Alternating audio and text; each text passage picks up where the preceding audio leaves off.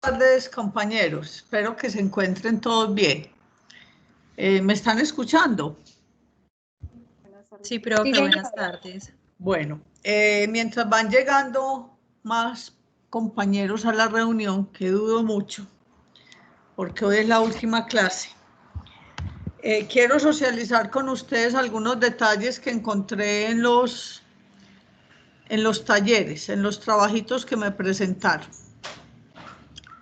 Muy pocos grupos hicieron el trabajo completo. Completo era la demanda, ¿sí? Plantear el caso, la demanda, ubicarlo primero, segundo orden, como se los dije, unos con representación en el primer orden, y a todos les incluí lo de la porción conyugal. Entonces la situación era plantear el caso, elaborar la demanda y desarrollar el ejercicio. Ahí no tenían ni que hacer inventario y avalúo, ni presentar acción de partición. Pues válidos los que lo hicieron, pero de todas maneras se complicaron mucho la vida y no hicieron concretamente muchos o algunos lo que yo quería que hicieran. Yo quería darme cuenta de si habían entendido bien el tema de la porción conyugal y lo sabían aplicar.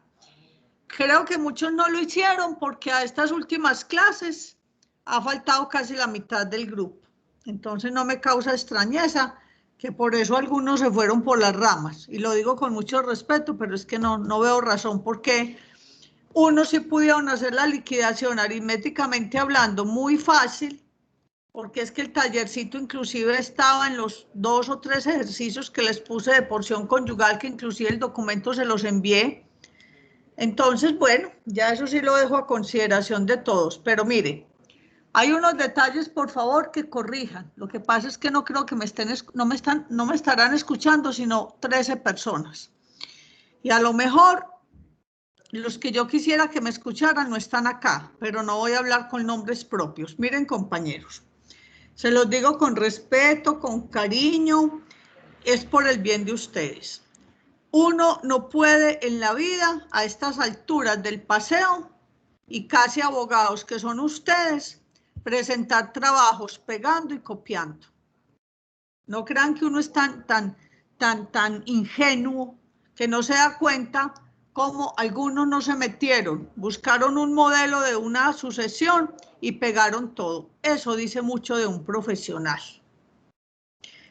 Que a uno el modelo le sirva, claro, todos tenemos que recurrir a eso. Que el modelo le sirva a uno de derrotero, de guía, es otra cosa. Pero a estas alturas de la vida, pegando y copiando, me parece horrible. Segundo, ¿por qué no repasamos las cosas bien antes de hacerlas? Para no hacer las cosas de cualquier manera. ¿Cómo es posible que yo a estas alturas de la vida, si ya expliqué la acción de reforma de testamento, que me llevó una clase, me tomó una clase, si ya aprendieron ustedes que es un proceso verbal, contencioso, ¿por qué yo entre las pretensiones o peticiones de una demanda de sucesión le voy a solicitar a un juez que reforme un testamento? Pues es que lo uno choca con lo otro. Ya ustedes deben tener muy claro que es que el proceso de sucesión es un proceso liquidatorio. La acción de reforma es otra cosa muy distinta. Entonces miren estos aspectos. Otro aspecto que vi, por favor, en los procesos de sucesión nunca se agota requisito de procedibilidad. Eso es un error craso. Yo no tengo que agotar requisito de procedibilidad para presentar una demanda de sucesión. Es que la sucesión es un proceso liquidatorio. En una sucesión no hay demandados. Nunca coloquen demandados, que somos 5 hermanos y yo soy la única que estoy interesada en iniciar la sucesión. Yo presento la demanda y el juez va a emplazar y el juez le va a notificar el auto de apertura a los que yo cite como herederos conocidos, pero yo no dirijo la demanda de sucesión contra nadie.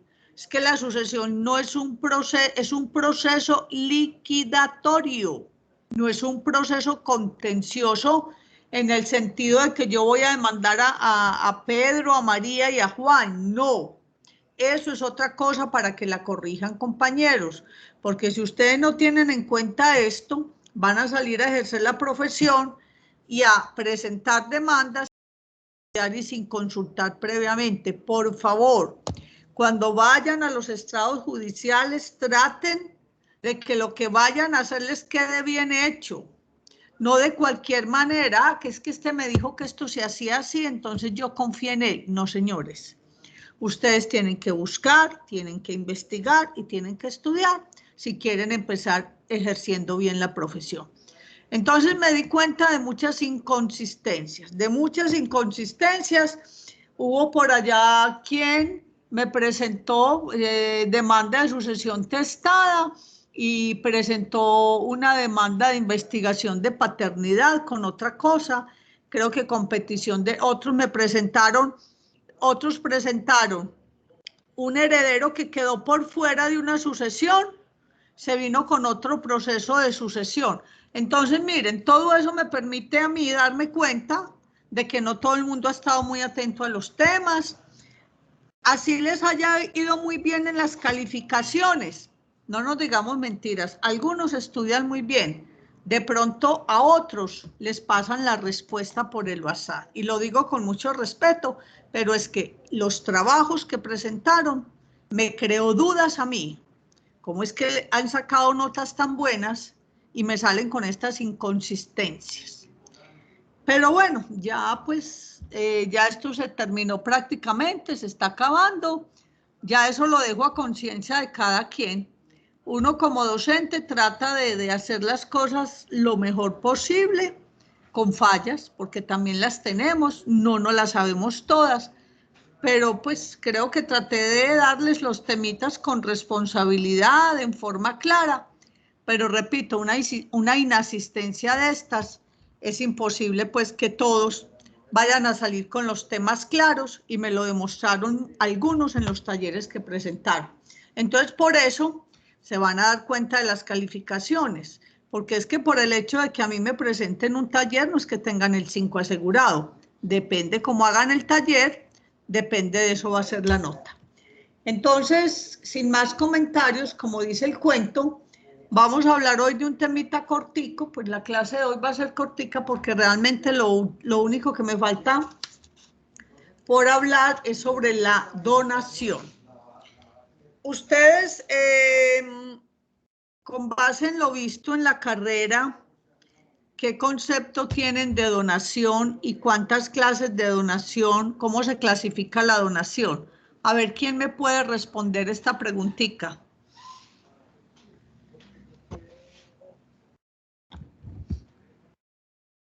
Profe, pues yo no me acuerdo de la donación, pero yo sé que la donación pues se deja en el testamento y generalmente es a una fundación o una comunidad religiosa, es lo que me acuerdo.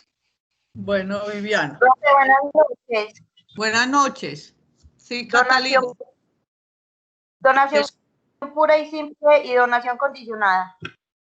Bueno, así puede ser la donación. Se puede dar la donación en forma pura y simple o supeditada a una condición o a un plazo. Bueno, entonces el Código Civil nos habla de dos clases de donaciones.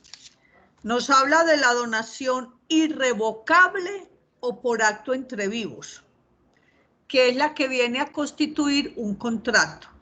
Cuando ustedes vieron el tema de los contratos, a ustedes les hablaron de unos contratos que son gratuitos. Entre los contratos gratuitos está el contrato de donación. Entonces el código la trae como donación irrevocable o por acto entre vivos. Es el típico contrato gratuito.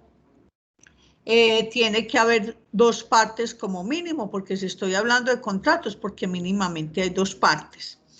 Y ese es entre vivos. La otra donación que trae el código es la donación revocable o por acto o por causa de muerte. Donación revocable o por causa de muerte. Alguien que me lea, por favor, el artículo 1194 del Código Civil, 1194.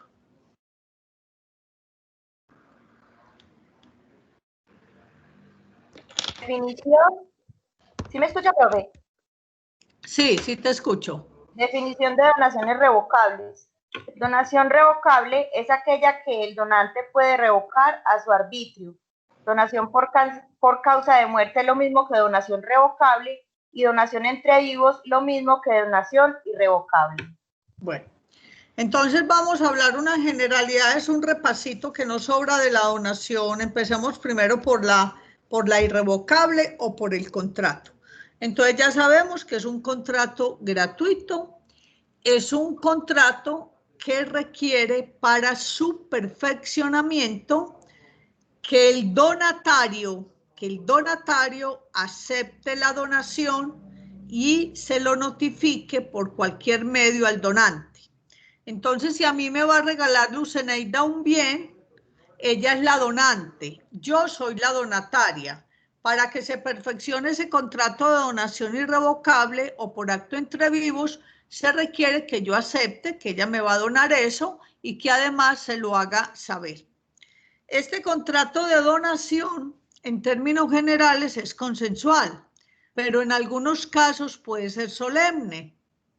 ¿Qué quiere decir un contrato solemne?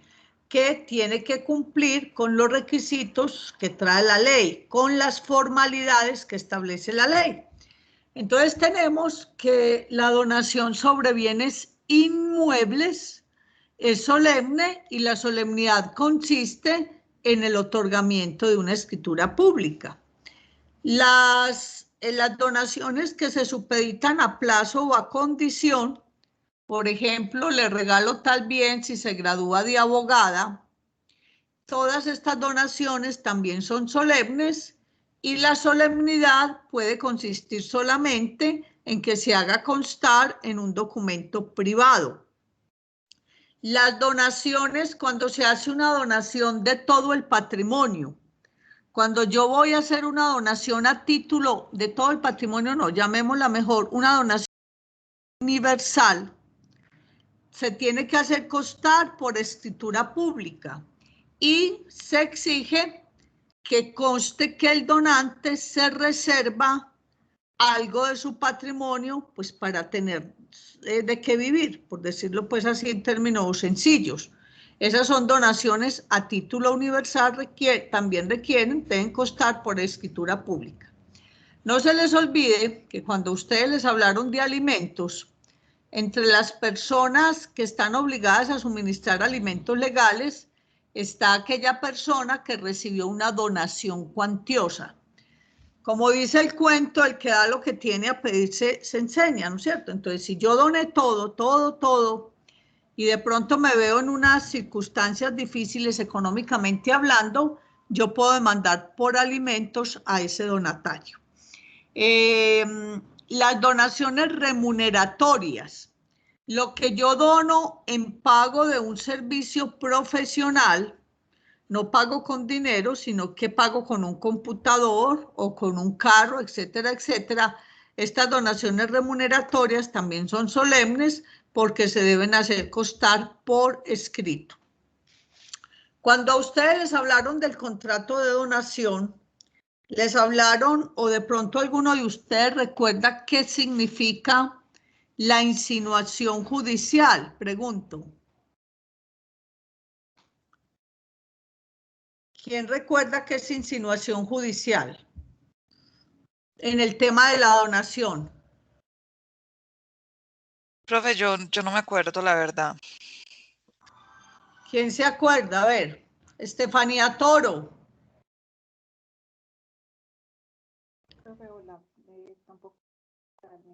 Estefanía, ¿recuerda qué es la insinuación judicial? No, señora, de verdad no recuerdo en este momento. Juan Camilo Palacio. Como pedirle autorización al juez para poderla hacer. Sí, señora. La insinuación superiores a 50 salarios mínimos. Sí, señora. Sí, perfecto. Eso es. La insinuación judicial es la autorización que debe conceder el notario o el juez de familia cuando el valor de lo donado supera el equivalente a 50 salarios mínimos legales mensuales vigentes. Es que haciendo un paréntesis, la donación, cuando yo voy a donar un inmueble, por ejemplo, yo tengo que llevar la prueba del valor comercial de ese inmueble, porque las donaciones se hacen siempre por el avalúo comercial. Entonces, si voy a hacer una donación, por tanto, llevo el dictamen del perito y me supera el equivalente a los 50 salarios mínimos legales mensuales vigentes, se necesita autorización del notario. ¿Cuándo se necesita la autorización del juez? Que se obtiene a través de una demanda de jurisdicción voluntaria. Cuando, por ejemplo, el donatario no es una persona capaz, yo le voy a donar a un menor, y en ese caso la insinuación judicial la autoriza es el juez de familia. Cuando ambos son plenamente capaces y están de mutuo acuerdo, la autoriza el respectivo notario. Eso es insinuación judicial que opera dentro del tema del contrato de donación. Hasta hace 2 años más o menos, acuérdense que esta ley de financiamiento, creo que se llama, si mal no estoy, después cambió el nombre por otro, tiene otro nombre actualmente, que ya se prohíbe hacer las compraventas por el avalúo catastral. Acuérdense que más o menos 2 años atrás, la gente vendía por el avalúo catastral, pues hacía constar en la escritura el precio del avalúo catastral, para que no salieran tan altos los gastos de notaría, rentas y registro. Ya esto, por la cuestión tributaria, esto ya bajo el gobierno de Duque, eso se prohibió.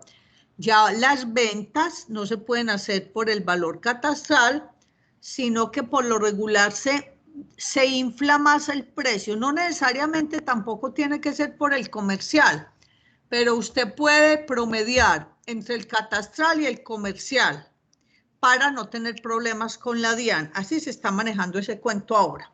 ¿Por qué lo traigo a colación? ¿Qué hay? ¿Cómo? Yo hago un aporte, permiso. Sí. En tema de notaría, la ley dice, la 2010 de 2019, que es la de financiamiento, en el artículo 61 dice que se debe hacer por el valor real de la venta. Sí. Se hace por el valor real. Seguí, por favor, sí. Entonces, eso queda consignado incluso en la escritura pública. En un parágrafo dice que los declarantes, pues los comparecientes declaran que ese es el valor real y que no ha habido pacto privado entre ellos diferente al que estipulan en la escritura. Ya, pues, uno presume la buena fe de que ese sí es el valor. Ya la DIAN sí entra a investigar, ya como que las notarías quedan como por, pues eso es como una salvedad. Sí, lo que estás diciendo es cierto. Entonces, ¿cómo he visto yo que se maneja? Si hay una promesa de compraventa que se celebró previamente, ahí sí pues olvídense, la promesa de compraventa siempre se pacta el valor real. Si hay una promesa de compraventa, necesariamente la compraventa tiene que ser por lo que dice en la promesa. Porque si sale a relucir por cualquier circunstancia ese documento privado previo con un valor diferente, se mete en problemas hasta con la justicia penal, porque en la escritura de venta la ponen a decir bajo la gravedad del juramento, En las notarías, hasta donde yo me he dado cuenta, y me ha tocado pues con personas que han negociado, que es que el apartamento vale 300 millones, ese es el precio comercial real, pero inclusive los mismos protocolistas le dicen a la gente, si no lo puede hacer por 300 porque le queda pues muy alto el valor, pues hágalo por 200, 200 y pico, que le quede superior al catastral. Entonces la gente hace su negociación, pero la tiene que saber hacer muy bien hecha, porque el contador lo tiene que asesorar, porque si de pronto le llega el cheque por los 300 del mismo vendedor, ¿cómo le va a justificar usted a la DIAN la diferencia? Entonces esas cosas cuando se hacen, se tienen que hacer dentro de la legalidad, asesoradas pues por contadores, etcétera, etcétera, para que no para que no vayan a dejar cabos sueltos, meter las patas, como se dice vulgarmente, y después de pronto meterse en problemas con la DIAN. Entonces así se está manejando. Pero antes de la ley de financiamiento, perfectamente la gente vendía con base en el avalúo catastral porque no había problema. Entonces, muchas veces la gente donaba, su intención era donar, pero no hacían figurar el contrato como donación, sino como venta simulada. ¿Por qué? Porque cuando se dona, repito, tiene que hacerse con base en el avalúo comercial y llevar la prueba, el dictamen del perito. Entonces, antes de la ley de financiamiento, si el papá, por ejemplo, le quería regalar la casa a la hija, le decía, no, mija, para que no me salga muy costoso los gastos de notaría, rentas y registro, no vamos a hacer figurar esto como una donación, sino como una venta. Y era una venta simulada. ¿Cuál era el problema? Que muchas veces personas casadas iban a recibir el regalo del papá o de la mamá o de quien fuera y por no pagar un poquito más de plata y hacerlo costar como donación, aceptaban la venta simulada. Después se van a liquidar sociedad conyugal con el marido, ¿tienen problemas? Ah, es que apareció como una venta, es un contrato, es una adquisición a título oneroso. Entonces les tocaba entrar ese bien a la liquidación de la sociedad conyugal. Así me tocó a mí, me tocaron 2 casos por no haber pagado más platica y preferiblemente que le hubiera entrado el bien por concepto de donación, porque los inmuebles que entran por donación, una vez esté vigente la sociedad conyugal, no entran al haber de la sociedad conyugal, pertenecen a mi propio patrimonio. Entonces, ya puede que hoy en día la gente no le esté sacando tanto el cuerpo a la donación irrevocable, porque como las ventas ya prácticamente están haciendo casi siempre por el valor comercial, entonces mejor nos vamos para la donación, pero antes le sacaban el cuerpo a las donaciones por lo que les estoy diciendo. Vamos entonces a hablar, es pues como un repasito general del contrato de donación irrevocable, que ustedes vieron eso en contratos, pero como para refrescarles esos concepticos. Vamos a mirar la donación revocable, que es lo que tiene más relación con el tema de sucesión, sobre todo de legados. El legislador ha equiparado la donación revocable o por causa de muerte, así la trae, donación revocable o por causa de muerte. De ahí que muchos tratadistas han sostenido que donación revocable es lo mismo que testamento. Equipara el legislador donación revocable a testamento. Algunos doctrinantes dicen que si bien es cierto que la donación revocable se asemeja mucho al testamento, no se puede decir que son idénticos. Entonces, la donación revocable, yo puedo hacerle una donación a Luceneida y si no estamos celebrando el contrato de donación irrevocable, sino que le hago una donación revocable, Zeneida recibe lo que yo le entrego como consecuencia de la donación revocable. Le digo, vea Zeneida, vamos a celebrar una donación revocable sobre este vehículo. Zeneida se convierte en una usufructuaria de ese vehículo mientras yo esté viva. Cuando Zeneida adquiere el derecho de dominio sobre ese vehículo, cuando yo fallezca. Por eso se llama revocable. Yo en vida la puedo revocar cuando quiera. Mire que ahí tiene un elemento idéntico al testamento. Yo otorgo un testamento y en vida lo puedo revocar cuando me provoque. Lo mismo pasa con la donación revocable. Como es revocable, repito, mientras yo esté viva, la puedo revocar. Y si dice tradición o tradición, no está bien utilizado el término porque la tradición es un modo de adquirir el dominio. Si hice entrega de eso que estoy donando revocablemente en vida, repito, el donatario lo que está adquiriendo es un derecho de usufructo. Y como usufructuario tiene los mismos derechos y las mismas obligaciones de cualquier usufructuario. Léanse, por favor, el artículo 1198 que nos habla de esto.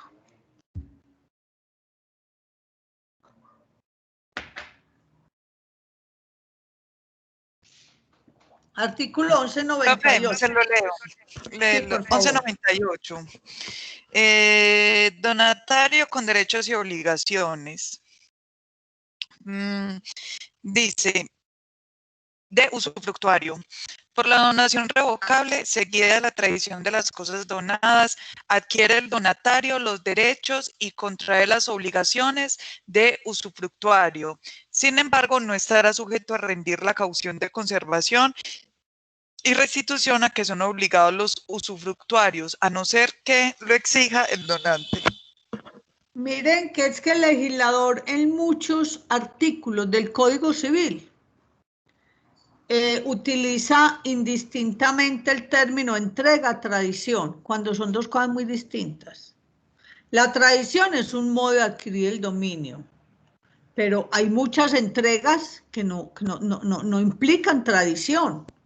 Yo entregar una cosa para que otra persona la goce y no hay tradición. Aquí, a mi modo de ver, está mal utilizado el término tradición, porque aquí no está bien utilizado el término tradición, pues no está bien utilizado que nos está diciendo que el donatario se convierte en un usufructuario.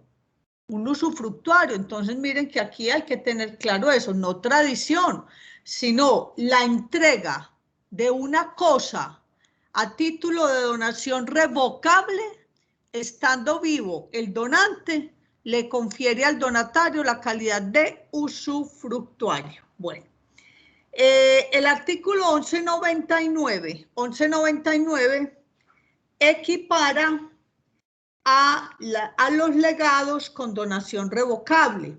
Léanse, por favor, el 1199.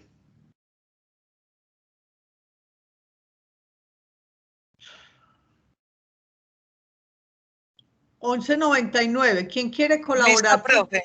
Sí. Lo tengo. Dice, donaciones revocables asimilables a legados anticipados.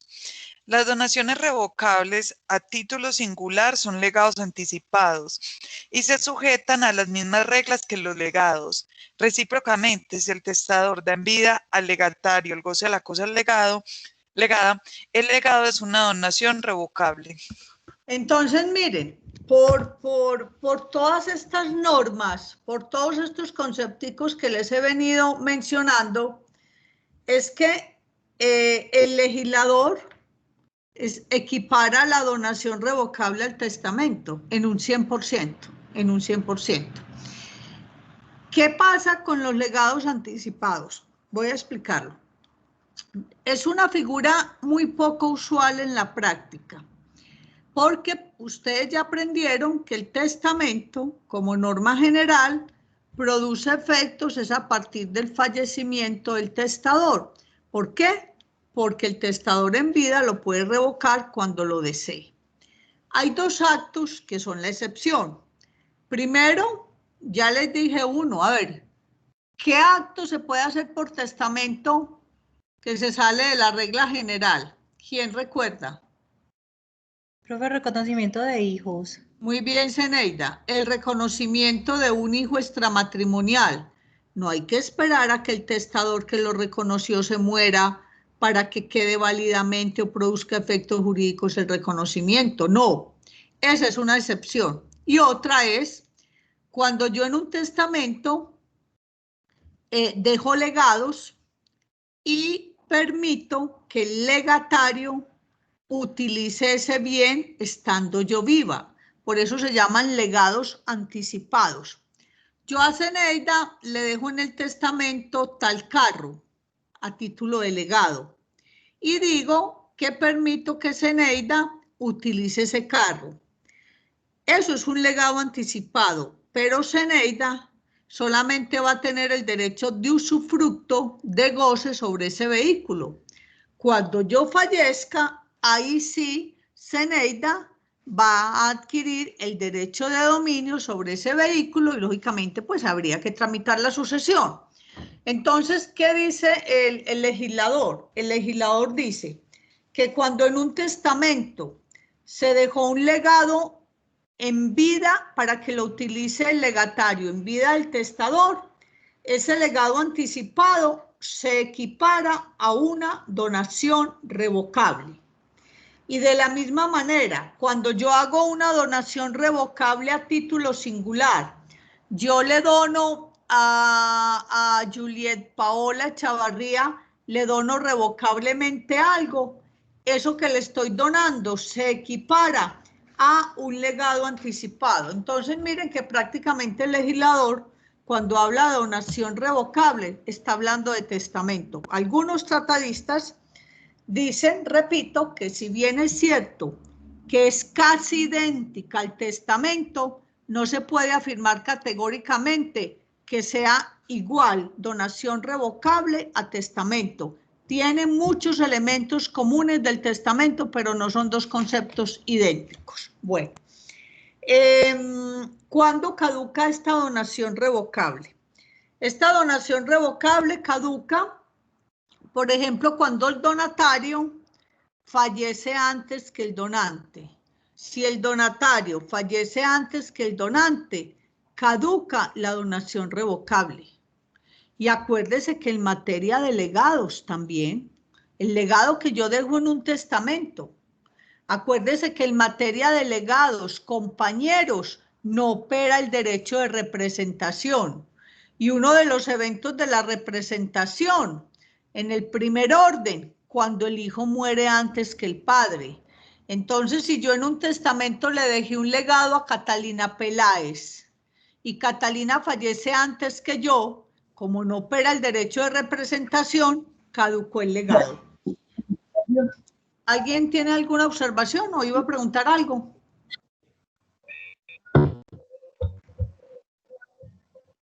Profe, yo tengo una duda. Sí. Profe, ¿ahí cómo opera esta parte de las donaciones con las asignaciones forzosas? Por ejemplo, si se muere la persona y digamos que la sucesión es en el primer orden y tiene un bien que entregó en donación revocable, entonces ahí y digamos que es el único bien, entonces ¿cómo operaría ahí esta parte de las asignaciones forzosas? Lo que pasa es que en el tema de las donaciones, a ver, hay una figura en el Código Civil, hago aquí un gran paréntesis, o un pequeño paréntesis. En el Código Civil teníamos dos acervos imaginarios y en el tema de sucesiones, porque ese tema está relacionado concretamente con sucesiones. Primer acervo imaginario y segundo acervo imaginario. El primer acervo imaginario lo derogó la ley 1934 del 2018. ¿Cuándo operaba el primer acervo imaginario? Resumidamente, cuando yo tenía herederos forzosos y le hacía una donación cuantiosa a uno de ellos. Yo tengo dos hijos y en vida le hice una donación cuantiosa a uno de ellos. Entonces la ley presumía que con el valor de esa donación cuantiosa le estaba adelantando en vida el pago de sus asignaciones forzosas. Pero esto no operaba de oficio, sino que tenía que ser... ¿Quién está? Entonces tenía que ser que el otro hijo, a quien no se le hizo la donación cuantiosa, dentro del proceso de sucesión, invocara el primer acervo imaginario para que hubiera un equilibrio y a su hermano de sus asignaciones forzosas, de lo que le tocara en la herencia, se le descontara el valor del bien que se le donó en vida. Este primer acervo imaginario fue derogado con la ley 1934, pero quedó el segundo acervo imaginario. El segundo acervo imaginario se presenta cuando se hace la donación cuantiosa en favor de una persona que no es legitimario. yo tengo un hijo y me da por hacer una donación cuantiosa a una tercera persona que no es legitimaria. Entonces, dentro del proceso de sucesión, ese hijo tiene que solicitar o invocar el segundo acervo imaginario, porque hay que hacer una operación aritmética para saber si con el valor de esa donación se sobrepasó el donante de la parte de libre disposición según cada caso, según cada orden en particular. El tema de los acervos es muy complejo, yo soy sincera. Y ahora que la ley 1934 dejó sin piso jurídico el primer acervo imaginario, creo que quedó ahí un vacío tremendo legislativamente hablando. Pero entonces, ¿qué pasa, Viviana? En este momento, la donación, cuando yo hago este tipo de donaciones y tengo legitimarios, mire que es que la donación revocable, si se la hago a usted y le entrego el bien, ¿cuándo se confirma la donación revocable? Cuando yo me muera. Mientras tanto, usted es una usufructuaria. Entonces, miren que cuando hay legitimarios, yo considero que de todas maneras hay que respetar esas asignaciones forzosas. Hay que respetar esas legítimas rigurosas. Porque o si no, se puede perfectamente, un legitimario puede instaurar una acción en contra de esta clase de donaciones, porque, repito, son donaciones revocables. Ahora, que a mí me dice alguien que yo le quiero regalar en vida un bien a otra persona a través de una donación irrevocable, yo puedo hacerlo, yo lo puedo hacer perfectamente cuando esté yo en vida, pero mire que la donación revocable se está equiparando, la equipara el legislador a legados, a los legados. Y los legados se pagan ¿de qué parte? De la parte de libre disposición. Y en una sucesión, lo último que se paga son los legados, porque cuando hay asignaciones forzosas, primero hay que pagar estas y si queda con qué, por último se pagan los legados. ¿Está quedando claro?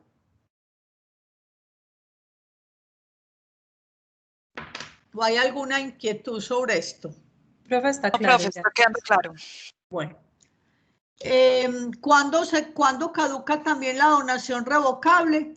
Cuando valga la redundancia, cuando la revoca expresa o tácitamente el donante. Es que mientras yo esté viva me puedo echar para atrás. Ese carro que yo le entregué a la compañera Zeneida a través de una donación revocable, no se ha confirmado la donación, porque es que se confirma cuando yo fallezca. Entonces, como ella tiene la calidad de usufructuaria, mientras yo esté viva, yo puedo echarme para atrás y revocar esa donación. Eso es básicamente pues lo que tiene el tema, mire, léanse por favor aquí dos artículos, el 1202, el 1202, el 1203 y el 1204. Por favor, léanselo, los escucho. Del 1202 al 1204.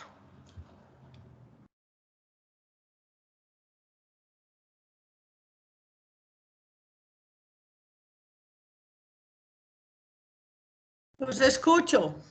Intervengan. Que hoy es la última clase. Javier Eduardo Arango, que te veo por acá. Si nos estás escuchando y tienes el código a la mano.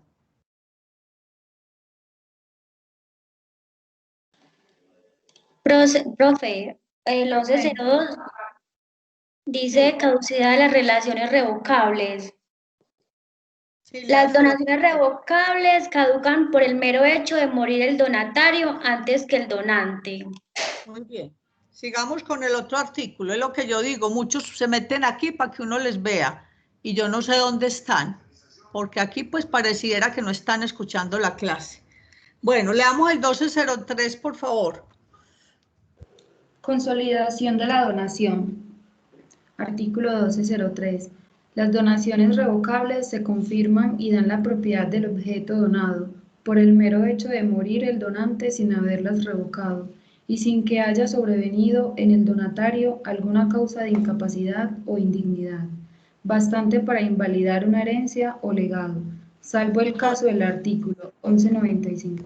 Entonces, miren, resulta que si Luceneida, a quien le hice la donación revocable, incurre en una causal de indignidad, y ustedes ya saben cuáles son las causales de dignidad, eso da pie también, eso da también pie para que no se confirme, no se convalide la donación revocable.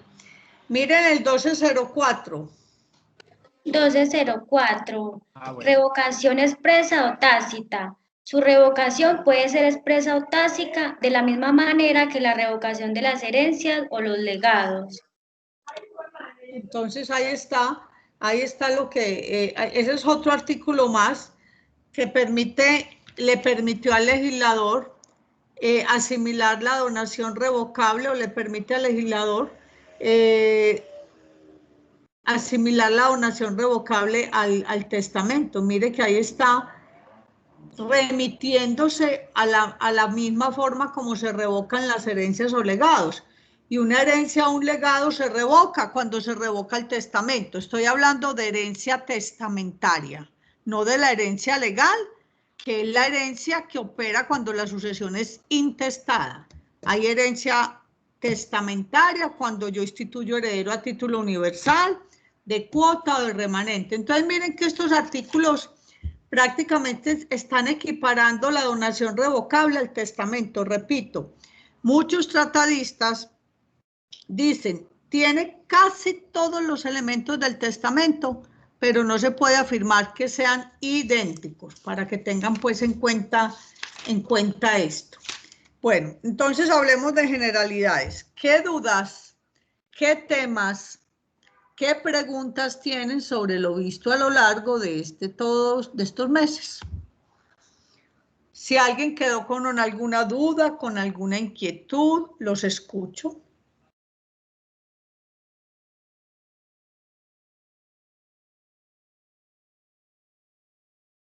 A ver, compañeros, hay 18 personas aquí, pues, supuestamente. Profe, pues yo pienso que las dudas, pues bueno, siempre pues van a surgir duditas y bueno, hay cosas que a uno también se le olvidan. Obviamente hablo solo por mí, pero la verdad, profe, a mí me parece que en general todo ha sido súper, hiper, mega explicado, más que todo pues con los ejercicios que hemos estado realizando. Bueno, miren, el examen, sepan estudiar y ojalá muchos. Catalina, ¿qué tienes para decir?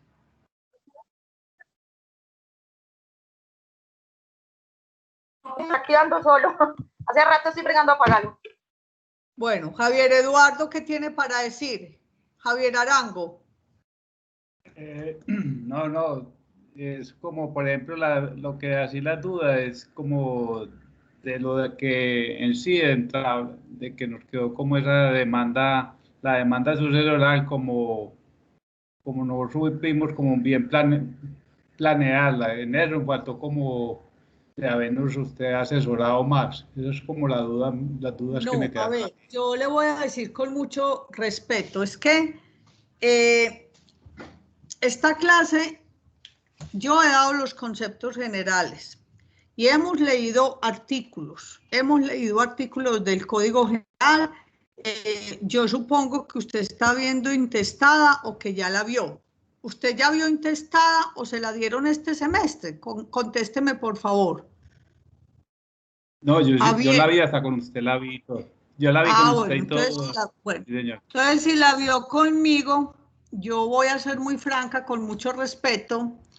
Los que vieron intestada conmigo, analizamos artículos del Código General, analizamos requisitos de la demanda, los puse a hacer demanda de sucesión semestre pasado, que empezamos no con la virtualidad, porque es que la virtualidad empezó a finales de marzo.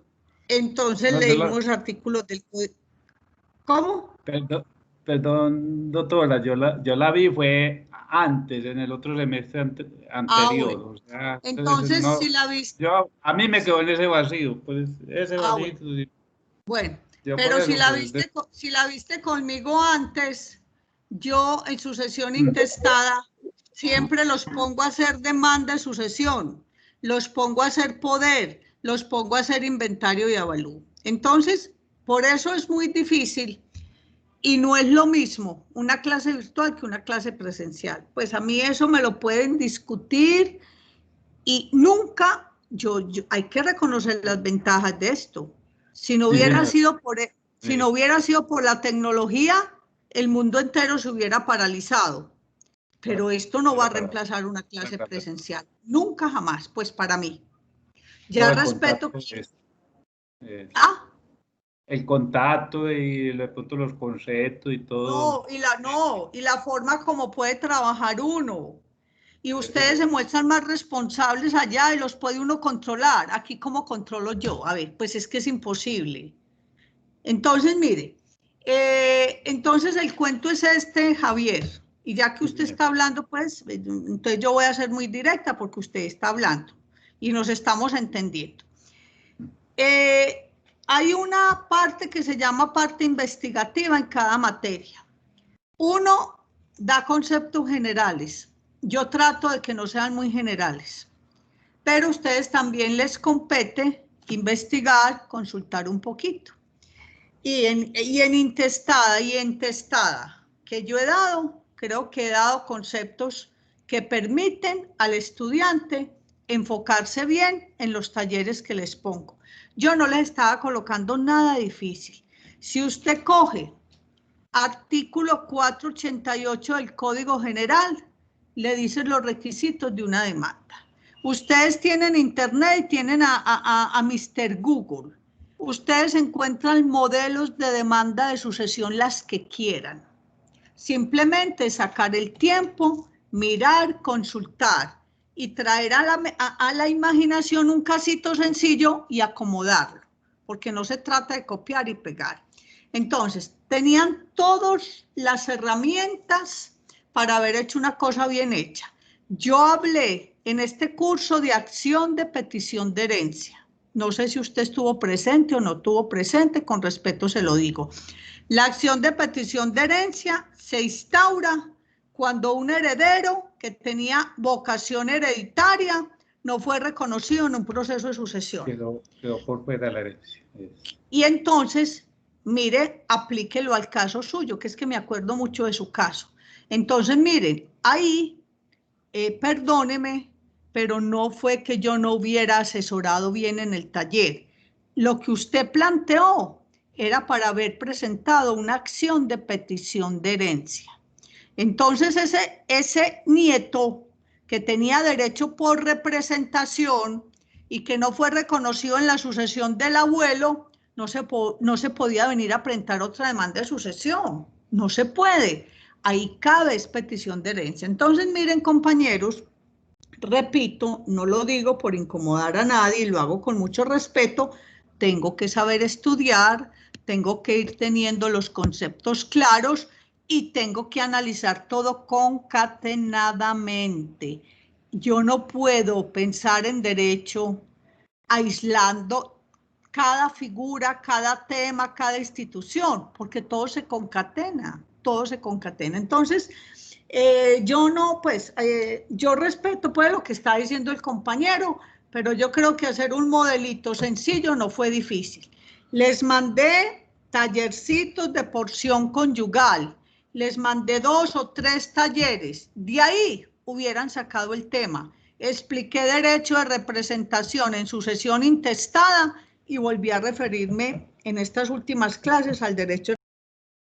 Entonces yo creo con mucho respeto que no sé qué les pasó a algunos, pero si fallé, pues pude haber fallado, pero yo no creo que yo no haya explicado nada de esto. Repito, un modelo de demanda de sucesión se saca con los pies. Si yo me meto a Google y si ya tengo todas estas instituciones claras y todas estas figuras, yo no creo que eso dé brega para hacer. Creo que lo que pasa es que como no estamos siguiendo no hemos estado muy atentos a todos los temas, y si no estuvieron atentos a porción conyugal, por eso es que mucha gente no me desarrolló el caso con porción conyugal. Porque pues, cuando hablamos de porción conyugal, había la misma asistencia que hay ahora, 18 personas. Entonces, miren, entonces pellizquémonos también, como lo dije inicialmente, pellizquémonos un poquito. Ustedes van a salir a la calle y entonces, ¿qué? Cuando les llegue la sucesión buena, no la van a hacer. Yo no voy a coger este caso, no. Ustedes tienen que consultar, ustedes tienen que investigar, tienen herramientas para hacerlo. A mí me tocó, escasamente en mi época, una máquina de escribir vieja. Ustedes con todas las herramientas que tienen ahora, por Dios, me van a decir una situación de esta, no. Pero lo respeto, pero no lo comparto. Entonces, miren, el examen, por favor, repasen muy bien toda la materia. Repasen las acciones, todas las acciones que vimos, asignaciones forzosas. Y es que yo para poder saber asignaciones forzosas tengo que saber órdenes hereditarios. Si ustedes no aprendieron órdenes hereditarios, si no tienen claro cada uno de los órdenes hereditarios, las clases de herederos, cómo se distribuye la herencia en la sucesión intestada, cuando hago testamento de cuánto puedo disponer, si no tienen claro estos conceptos que son básicos, si no tienen clara representación, transmisión, muchachos, no aprendieron derecho de sucesiones. Lo digo con el mayor cariño, pero así es. Entonces, tienen que defenderse en los talleres porque va a ser un examen con mucho taller práctico. Con mucho taller práctico voy a poner ejercicios. Deben manejar muy bien estos temas. Les estoy diciendo, repasen acciones, repasen asignaciones forzosas, repasen porción conyugal y los órdenes hereditarios. Porque es que ese es el cuento del derecho sucesoral. Si a ustedes les llega un cliente, ustedes tienen que saber cómo juegan, cómo van a presentar esa sucesión. Hacer una demanda de sucesión es muy fácil. Pero cuando yo hago la partición, yo tengo que saber en qué orden hereditario estoy parada, a quienes reconocieron como herederos. Todos estos elementos que les he enseñado, muchachos. Entonces, esta virtualidad se presta para muchas cosas. El que quiere aprender virtualmente, aprende. El que quiere aprender asomado a una ventanita de una escuela pública, como lo hizo Marco Fidel Suárez, aprende. Pero el que no quiere aprender, no aprende ni por virtualidad, ni por presencialidad, ni por nada. ¿Por qué? Porque dentro de los seres humanos, hay algunos seres humanos que les gusta el facilismo. Nos vamos por lo más fácil. Qué bueno, estoy sacando notas muy buenas, entonces yo ya para qué le paro bolas a esto, ¿no? Hay que pararle bolas a esto y a todo lo que les están enseñando. Qué pena que les diga esto, pero me da tristeza ver la poca asistencia a estas clases.